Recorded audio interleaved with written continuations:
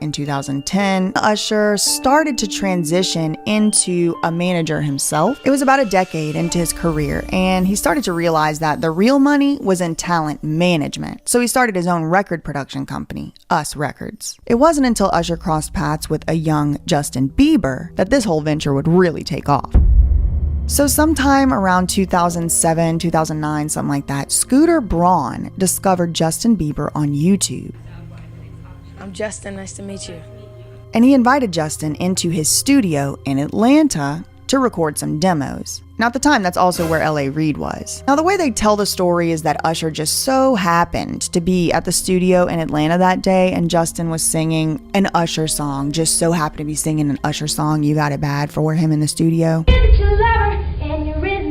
Everything used to matter, don't matter no more. Like my money or the cars, you can have it all. And flowers, cars, and candy. My conspiracy theory is that it was a little bit more coordinated and planned than that, but what do I know? Here's the beauty.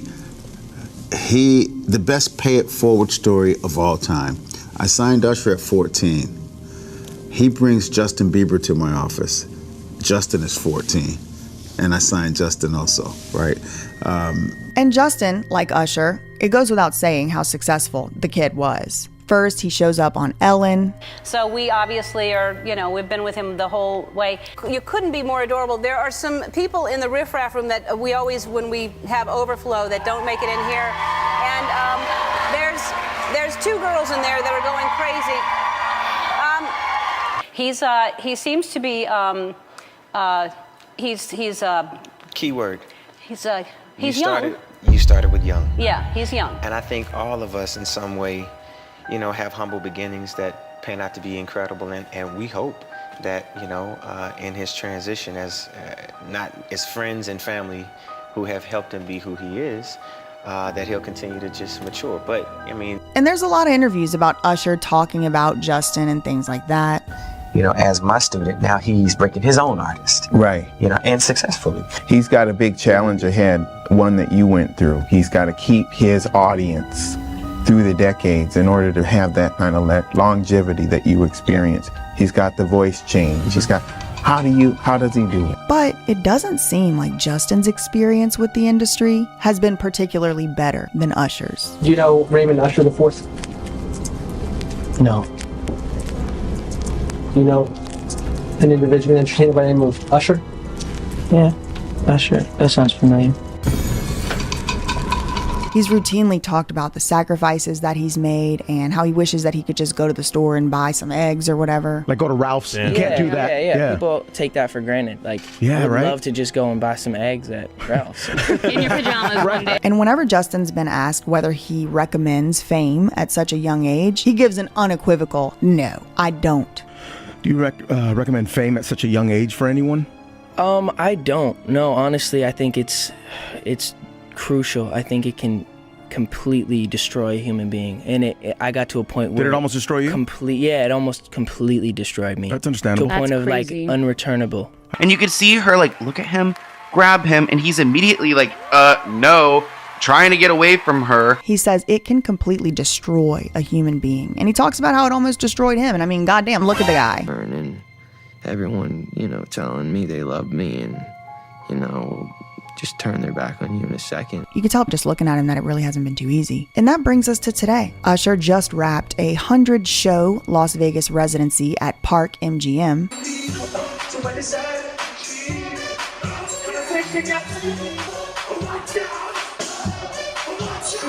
And he recently announced that he's starting another record label with L.A. Reid, the guy who originally signed him to his very first deal in the very first place. Oh, and he'll be headlining the Super Bowl this year, apparently. I don't really know what Usher went through, what he knows, what he doesn't know, what tragedies, what traumas he may have endured, but I don't think that it was all rainbows and butterflies, I could say that. One thing is for certain, Usher does not want his kids in the industry, and there is a lot of proof of this. Is there any young talent that you have probably discouraged from getting in the music business because of it's not just about the music? Probably my own children someday. Really? Yeah. I mean, you know, this music business can be very taxing. You're a dad now. Would you ever send your kid to Puffy camp? Hell no. Is it, do you think it's going to be tougher for you to find professional peace or personal peace? I mean, I think I'll be good across the board. Yeah. Yeah. I mean, I'm a calm guy, man. I don't really let too much upset me, man. You always are smiling. I got a lot to smile. You do have a lot to smile about. Have you seen my kids, man? I haven't. You keep them very well hidden. I haven't. And even if he had, he's not going to admit it now. He's like, no pictures, nothing. No, I know. Now, there's a whole bunch of more stuff about Usher I could have gotten into. There's a lot of stuff that I did have to leave out because, like I said in the last video, if I tried to put all of the stuff that I have found into one video, it would be 9 hours long and probably your head would explode and probably you wouldn't even be able to take it all in at once. So there's a lot more to talk about Usher. To the man in the bathhouse in Koreatown?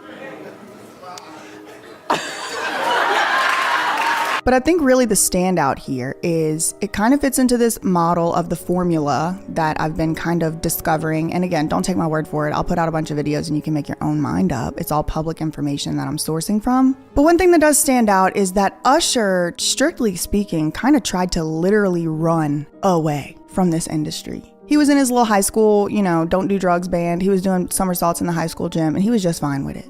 His mom wanted to, sorry to say it, but it seems like she wanted to cash in on her son's talent. She was a choir director. She kind of was a little bit of a talent scout of her own. And it does sound like Usher had it a little bit better than some other folks in the industry because he did have a mom who kind of did care about him and stuff like that. But at the same time, the child was running away. So he didn't have to leave Chattanooga, Tennessee. And I mean, it's just very interesting. He was literally running away and then he ended up being Usher. But I don't know, he might not feel the same about it. And remember how I told y'all earlier in this story about how Usher and Scooter Braun kind of both collaborated together to launch not only Justin Bieber as a star, but they kind of had their own label that they formed up just to launch Justin Bieber?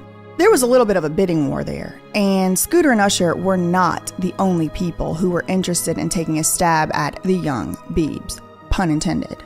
There was one other person in the bidding who thought they'd take a stab at managing the young Biebs. And he's got a very interesting come-up origin story of his very own. And coming shortly. That's all I really have for today. In the meantime, facts ain't defamation. Love you, mean it, okay, bye. Usher just turned 24. Oh my gosh. Everybody's having a birthday this week. So you had a big birthday bash, I hear, huh? Actually, it's past October the 14th. Yeah, October 14th, I had a birthday masquerade. Masquerade? The man, Diddy, and Cassie wore masquerade masks and ingested illicit substances. They wore masquerade masks and ingested. Did everybody come in costume with a mask? A lot of people did. Matter of fact, Jamie Foxx, like a pumpkin head. It was a lot of fun.